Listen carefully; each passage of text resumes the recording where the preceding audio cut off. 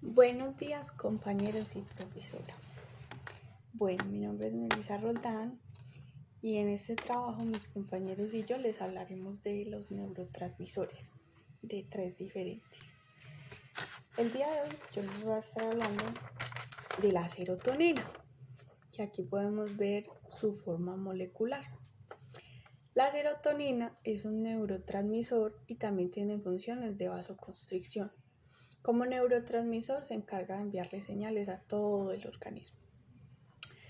La serotonina también tiene otra forma en la que se conoce, que es 5-hidroxitriptamina, que es esta manera en la que estamos viéndola acá, que es como su forma molecular. Con la función de vasoconstricción quiere decir que ella tiene una función o una manera para hacer que los vasos sanguíneos se estrechen. Bueno, este neurotransmisor se sintetiza tanto en el cerebro o se produce en el cerebro como en el organismo, o sea, en el intestino. Ya vamos a ver por qué se produce en el intestino cuando veamos su síntesis. Bueno, tenemos que la serotonina se sintetiza a partir del triptófano, que el triptófano es este que vemos acá. El triptófano es un aminoácido y es un aminoácido esencial. Eso significa que el cuerpo no lo produce por sí solo, sino que nosotros tenemos que consumirlo para poder que el cuerpo lo tenga.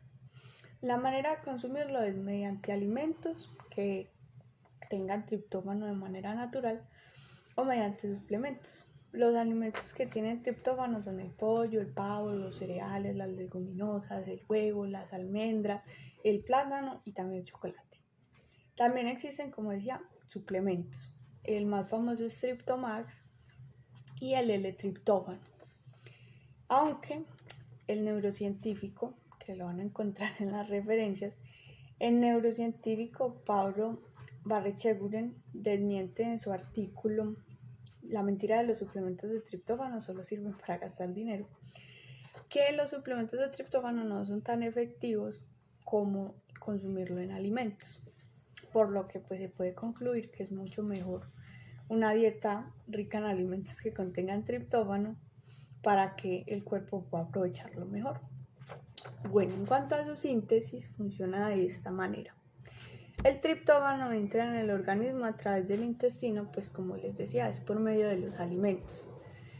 Llega a esta enzima, que es la triptófano hidroxilasa, y lo sintetiza o lo transforma en el 5-hidroxitriptófano. Luego, al 5-hidroxitriptófano llega la enzima L-aminoácido aromático descarboxilasa y actúa sobre él y lo transforma en la 5-hidroxitriptamina, o sea, en la serotonina, que ya es la que va a cumplir con todas las funciones en el organismo. Además de ser un neurotransmisor y vasoconstrictora, tiene estas funciones también. Ella regula el apetito, controla el apetito sexual también, la temperatura corporal, junto con otros neurotransmisores que son la noradrenalina y la dopamina, regula la ansiedad, el miedo, la angustia, la agresividad, regula la producción de ciertas hormonas, que en este caso es la melatonina, que es la que controla el sueño, induce división celular y también mantiene la formación y estructura ósea. O sea, hace el mantenimiento y la formación de la estructura ósea. Entonces, esas son como sus funciones principales, que de hecho tiene muchas, además de la de neurotransmisor. Cuando hay un exceso de serotonina, se conoce como el síndrome de la serotonina. El síndrome de la serotonina se puede presentar de dos maneras, o muy leve o tan grave que puede incluso atentar con la vida del paciente. Cuando se presenta de forma leve, puede tener síntomas como agitación, insomnio, confusión, frecuencia cardíaca alta, pupilas dilatadas, diarrea, dolores de cabeza y temblores. También pues cabe anotar que este síndrome se produce cuando consumimos medicamentos que provocan acumulación de serotonina en el organismo. Entonces por eso se da pues el síndrome. En su forma grave, en la manera en la que puede atentar con la vida del paciente, se puede dar fiebre alta, temblores, convulsiones e incluso pérdida del conocimiento. La forma de prevenir este síndrome es siempre estar en contacto con el médico cuando estemos bajo tratamiento farmacológico. Siempre decirle qué medicamentos estamos tomando y nunca suspender un medicamento sin la supervisión médica y sin que el médico nos haya dicho. Cuando hay un déficit de la serotonina, se asocia o puede provocar autismo, esquizofrenia, depresión, ansiedad, hiperactividad, TOC o trastorno obsesivo compulsivo, agresividad, insomnio y estrés. Los fármacos asociados a la serotonina son los ISRS o los inhibidores selectivos de la recaptación de la serotonina, que son utilizados por los psiquiatras en el tratamiento de la depresión. Los fármacos que se conocen son el citalopram, la fluoxetina, la fluoxamina, la paroxetina y la sertralina. Bueno, muchas gracias. Continuamos con nuestro otro compañero que nos va a hablar de un neurotransmisor diferente.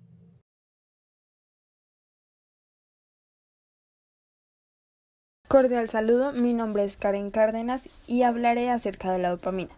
La dopamina es un neurotransmisor liberado por el cerebro que desempeña numerosas e importantes funciones en nuestro organismo. La dopamina se produce en las neuronas dopamérgicas en el área tegmental ventral del encéfalo, en la sustancia negra y el núcleo arqueado del hipotálamo. Algunas de las funciones de la dopamina son el movimiento, memoria, recompensa del placer, comportamiento, atención, inhibición de la producción de prolactina, sueño, estado anímico y aprendizaje. La deficiencia o el exceso de esta sustancia química es causada de trastornos más o menos severos. La enfermedad de Parkinson, la drogadicción son algunos de los ejemplos de problemas asociados con niveles de dopamina anormales. ¿Cómo nos afecta la dopamina? Una parte del cerebro, llamada ganglios basales, regula el movimiento. Los ganglios basales, a su vez, dependen de una cierta cantidad de dopamina para funcionar con la máxima eficiencia. La acción de la dopamina se produce a través de los receptores de dopamina. La dopamina reduce la influencia de la vía indirecta y aumenta las acciones de la vía directa dentro de los ganglios basales. Cuando hay una deficiencia de dopamina en el cerebro, los movimientos pueden resultar retardados y descoordinados. Por otro lado, si hay un exceso de dopamina, el cerebro induce al cuerpo a llevar a cabo movimientos innecesarios como los tics repentinos. La dopamina y el placer como recompensa. La dopamina es la sustancia química que interviene en los receptores del placer del cerebro. Se libera en situaciones placenteras y estimula al individuo a ir en busca de aquello que le ha proporcionado esta sensación. Aquí se encuentra principalmente la comida y las drogas de abuso, ya que ellos son estimulantes de la liberación de dopamina en el cerebro, particularmente en las áreas tales como el núcleo accumbens y la corteza prefrontal. De hecho, el sobrepeso se ha relacionado con el déficit de receptores dopamérgicos en el sistema nervioso del sujeto, motivo por el cual parecen necesitar ingerir cantidad de comida para notar la misma satisfacción que otras personas. La dopamina y la adicción.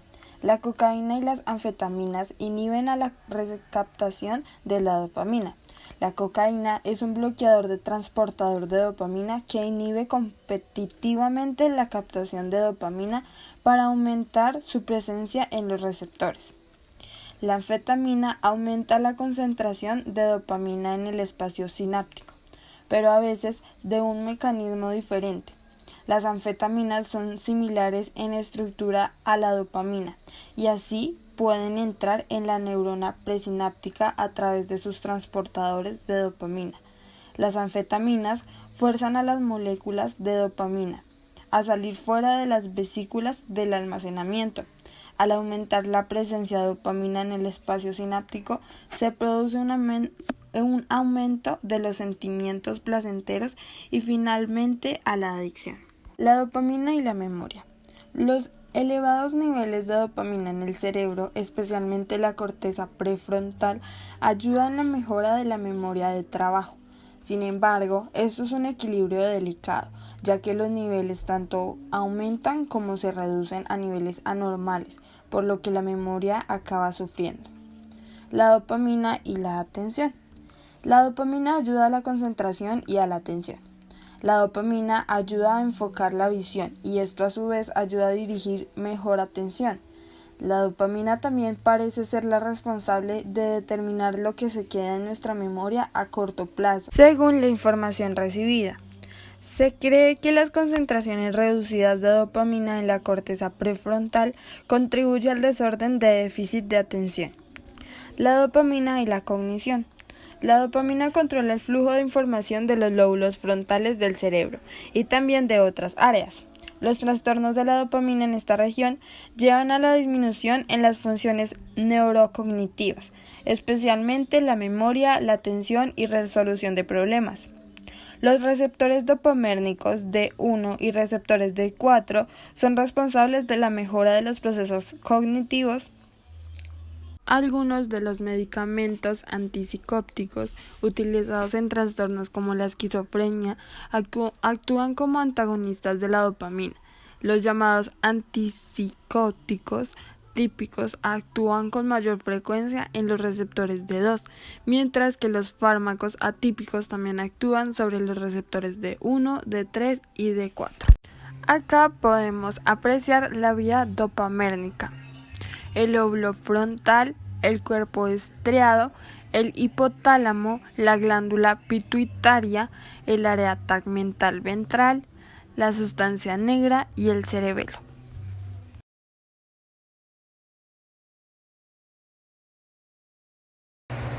Hola, mi nombre es Roy Merlandi, estudiante de Psicología de la Fundación Área Andina.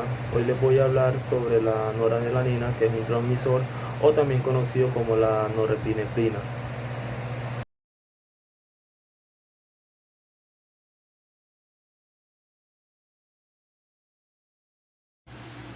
¿Qué es la noradrenalina? La noradrenalina también es conocida como la norepinefrina y es un neurotransmisor excitatorio producido en el tronco cefálico, en el hipotálamo y en las glándulas suprarrenales, en la cual libera el torrente sanguíneo. En el cerebro, la norepinefrina eleva los niveles de alerta y de vigilia. En el cuerpo, la noradrenalina es secretada por la mayoría de los nervios simpáticos postganglionales y activa estimulando procesos fisiológicos. Por ejemplo, es muy importante en la producción endógena de epinefrina. Se ha observado conexión entre la norepinefrina y los desórdenes del estado anímico como ansiedad y depresión, casos en los cuales su concentración es anormalmente baja.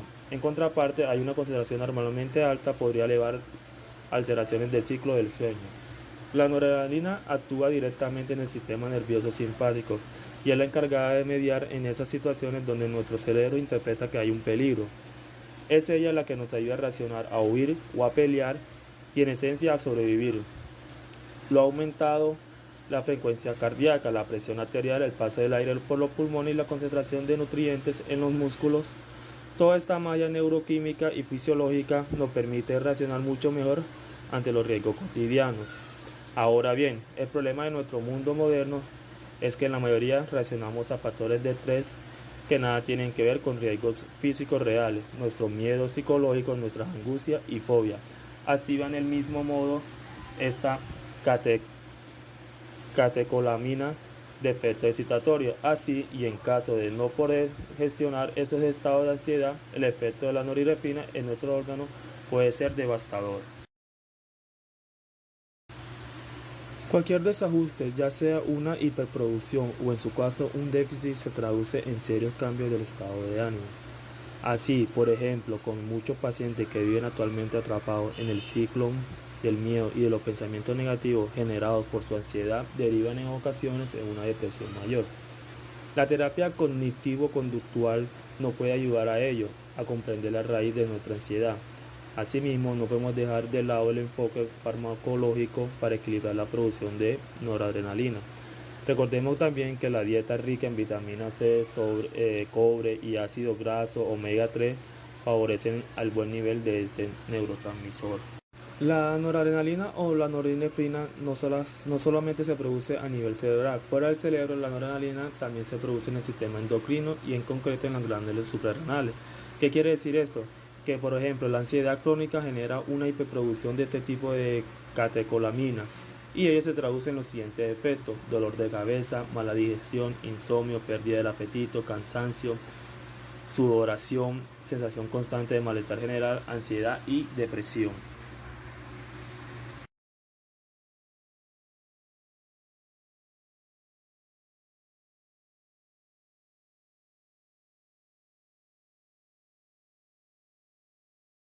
La Administración de Alimentos y Medicamentos (FDA) ha aprobado los siguientes inhibidores de recaptación de serotonina y norepinefrina, que por su sigla en inglés son ISNR, para tratar la depresión y la ansiedad: la desvenlafaxina o Pristiq, la duloxetina o Cymbalta, también aprobada para tratar la ansiedad y ciertos tipos de dolor crónico; la levomilnacipran o Fexima; la venlafaxina o Effexor XR, que también es aprobada para tratar ciertos trastornos de ansiedad y trastornos de pánico. Existen diversos estados psicológicos y condiciones emocionales en las que la noradrenalina evidencia ciertas alteraciones, ya sea de niveles altos o muy bajos. De hecho, a la hora de diseñar psicofármacos como determinados antidepresivos se tiene en cuenta este neurotransmisor. Es por ello que podemos encontrar, por ejemplo, los inhibidores duales de la recaptación de serotonina y noradrenalina, que son muy efectivos para tratar diversos trastornos depresivos. Veamos ahora qué alteraciones pueden surgir cuando la noradrenalina varía su presencia en el organismo. La depresión. Se habla de que es una disminución en la producción y en el metabolismo de la noradrenalina que puede mediar en el desarrollo de una depresión. La ansiedad y estrés. Es muy importante destacar que la noradrenalina, como el cortisol, son las principales hormonas que median en los procesos de estrés. Aún más, cuando esta situación se alarga en el tiempo, se activan ya las respuestas neurofisiológicas de la ansiedad: taquicardia, dilatación pupilar, aumento de la glucosa en la sangre. Durante los ataques de pánico, por ejemplo, los niveles de noradrenalina son muy elevados. El TDAH, tanto en los niños como en el adulto que sufren un trastorno de atención con o sin hiperactividad, presenta una anomalía en este neurotransmisor. Se produce un déficit en la liberación de dopamina y noradrenalina y un alto nivel de recaptación de los mismos. Para concluir, tal y como podemos ver, resulta fascinante cómo este tipo de moléculas articulan y median en infinitos procesos, tanto en aquellos como que nos acompañan hacia el logro y bienestar, como los que nos suman en un estado un poco más complicado. Así como hay fármacos que nos ayudan a estabilizar la noradrenalina, también encontramos 15 formas naturales que nos ayudan a estabilizarlas, como caminar, ya que caminar 10 minutos ayuda a liberar endorfinas, que son hormonas que compensan el exceso de adrenalina y cortisol. Respirar. Realizar respiraciones profundas o técnicas de yoga ayuda también a la relajación y hace creer el cuerpo que el peligro ya pasó. Comer ayuda a reducir la angustia. Un bocado nutritivo ayuda a reducir patrones neuronales, ya que comer siempre puede ser utilizado como premio, ya sea un caramelo, un chocolate, ya que producen placer y renueva. Masticar chicle. Masticar chicle no califica como comer, pero la actividad mecánica de masticar repetidamente contribuye a la oxigenación y a mejora del estado de alerta. Tener planta. La planta, tanto como en el interior de tu hogar o el lugar de trabajo, renueva el oxígeno y el entorno en el lugar y hace que el entorno del lugar sea más cómodo para pasar el tiempo. Los aromas de las flores ayudan también a relajarse, pero la mejor combinación es caminar, realizar ejercicio en el parque y respirar aire fresco. Poner música. La música hace que liberemos dopamina, que es relacionada con el placer. A su vez, ayuda a muchas ocasiones a disminuir el ritmo cardíaco y la presión sanguínea. Alejarse de la pantalla.